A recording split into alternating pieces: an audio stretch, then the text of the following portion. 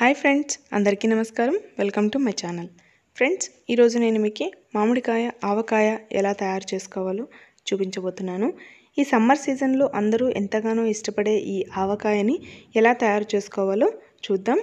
అదేవిధంగా దీన్ని పర్ఫెక్ట్ కొలతలతో వేసుకున్నట్టయితే సంవత్సరం కాలం పాటు నిల్వ ఉంటుంది. సో అది ఎలాగో చూద్దాం. ముందుగా మనం మామిడికాయల్ని రెడీ చేసుకొని ఉంచుకున్న తర్వాత వీటిని శుభ్రంగా కడిగేసుకోవాలి. ఒక్కొక్క కాయని మనం శుభ్రంగా ఈ విధంగా కడుక్కున్న తర్వాత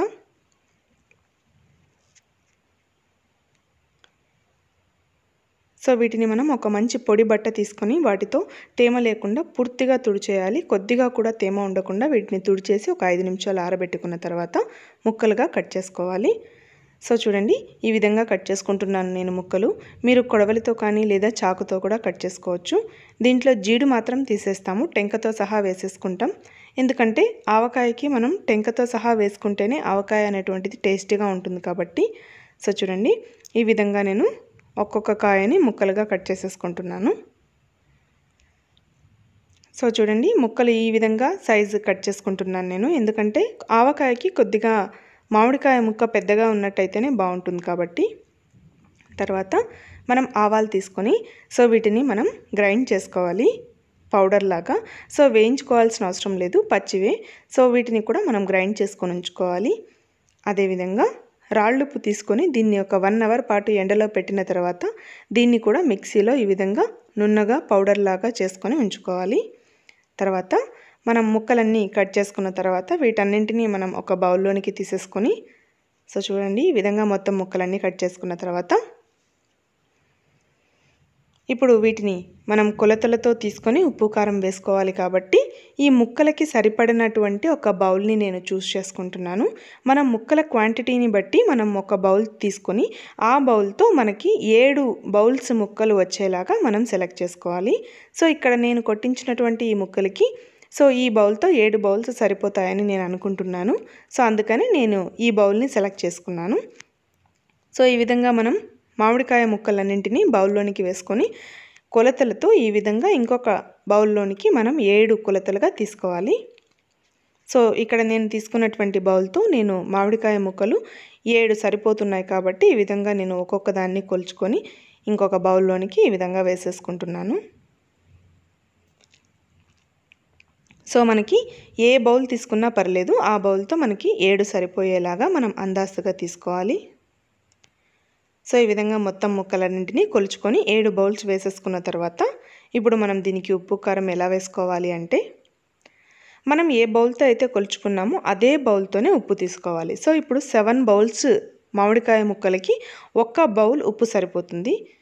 ఇది వేసేసుకోవాలి. ఇది ఎక్కువ తక్కువ కాకుండా కరెక్ట్గా సరిపోయేటువంటి కొలత కాబట్టి ఈ విధంగా 1 బౌల్ ఉప్పు వేసేసుకోవాలి. అదేవిధంగా అదే బౌల్తోని 1 బౌల్ కారం వేసుకోవాలి.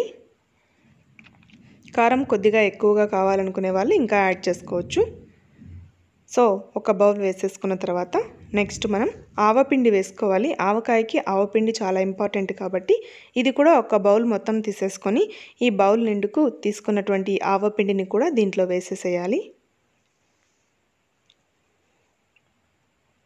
ఈ విధంగా వేసుకున్న తర్వాత పసుపుకి కొలత లేదండి, మనం అందాజుగా వేసుకోవచ్చు. నేను ఇక్కడ 2 టీ స్పూన్లు వేసుకుంటున్నాను. కొద్దిగా పసుపుని యాడ్ చేసుకున్న తర్వాత అదేవిధంగా కొన్ని మెంతుల్ని వేసుకుంటున్నాను, పచ్చి మెంతులు. ఇవి ఆయిల్లో వేసిన తర్వాత బాగా లావ్ ఎక్కిన తర్వాత మనం తినేటప్పుడు పంటి కిందికి వస్తూ చాలా టేస్టీగా ఉంటాయి కాబట్టి కొద్దిగా మెంతులు కూడా వేశాను.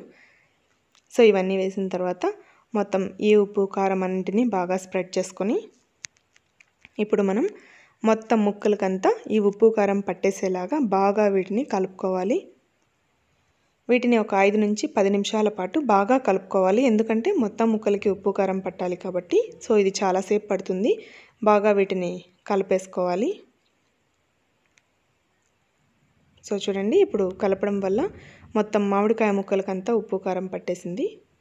తర్వాత ఇప్పుడు మనం దీనికి ఆయిల్ యాడ్ చేస్తున్నాం. జింజర్లీ ఆయిల్ అంటే నువ్వుల నూనెని యాడ్ చేసుకుంటున్నాను. ఇది వేడి చేసుకోవాల్సిన అవసరం లేదు, పచ్చి నూనెనే వేసేసుకుంటున్నాను. నూనెకి కొలత లేదు, ఇది మన ఆప్షనల్. మనకి ఎక్కువ కావాలనుకుంటే ఎక్కువ వేసుకోవచ్చు, లేదా తక్కువ అంటే 1 కేజీ లేదా 2 కేజీలైనా కూడా వేసుకోవచ్చు. సో నేను ఇక్కడ నా ముక్కల క్వాంటిటీకి తగ్గట్టుగా నేను 2 లీటర్స్ ఆఫ్ నువ్వుల నూనెని తీసుకొని వేసేస్తున్నాను. సో ఆవకాయకి మనం పచ్చి నువ్వుల నూనె వేసుకుంటేనే చాలా టేస్టీగా ఉంటుంది కాబట్టి అదేవిధంగా పచ్చి నూనెనే వేసేసాను. సో ఇప్పుడు వేసినటువంటి ఈ నూనె మొత్తం ఈ ఉప్పు కారం ముక్కలకి అన్నిటికీ పట్టేలాగా మనం వీటిని బాగా ఒక్కసారి కలుపుకోవాలి. సో చూడండి, ఈ విధంగా మొత్తం కలిపేసుకున్న తర్వాత చివరగా మనం దీనిపైన మళ్ళీ కొద్దిగా ఉప్పుని చల్లుకోవాలి. సో చూడండి, ఈ విధంగా ఉప్పు వేసేసుకోవాలి పైన. సో తర్వాత మనం ఒక మంచి కాటన్ క్లాత్ తీసుకొని దీన్ని బాగా క్లోజ్ చేస్తూ ఈ విధంగా కప్పేసినట్టుగా దీన్ని కట్టేసుకోవాలి ఇంకొక దారం తీసుకొని. సో లోపలికి గాలి పోకుండా ఈ విధంగా దారం సహాయంతో మనం టైట్గా దీన్ని కట్టేసి పెట్టేసుకోవాలి. సో దీన్ని మనం పెట్టేసుకోవడానికి ముందర దీనికి మనం కొద్దిగా పసుపు కుంకుమను వేసుకోవాలి. ఎందుకంటే ఊరగాయ అనేటువంటిది కూడా మనకి లక్ష్మీదేవితో సమానం కాబట్టి కొద్దిగా పసుపు కుంకుమని పెట్టుకున్న తర్వాత సో దీన్ని మనం తీసుకెళ్ళి ఒక గదిలో పెట్టేసి 3 రోజుల పాటు దీన్ని ఓపెన్ చేయకుండా అలాగే ఉంచేసేయాలి. సో 3 రోజుల తర్వాత నేను చూడండి మీకు చూపిస్తాను ఆవకాయ ఎలా తయారైందో. సో నేను ఇప్పుడు 3వ రోజు కాబట్టి దీన్ని ఓపెన్ చేస్తున్నాను. సో చూడండి, ఆవకాయ మొత్తం బాగా రసం ఊరిపోయింది కాబట్టి సో దీన్ని మనం ఒకసారి బాగా గరిటె సహాయంతో బాగా కలిపేసుకోవాలి. చూడండి, మనకి బాగా 3 రోజులు ఊరినందుకు గాను బాగా గ్రేవీగా తయారైంది. వేసినటువంటి ఉప్పు కారం కొలతలు అన్నీ కరెక్ట్గా ఉన్నట్టయితే మనకి కావలసిన కన్సిస్టెన్సీ కూడా వచ్చేస్తుంది.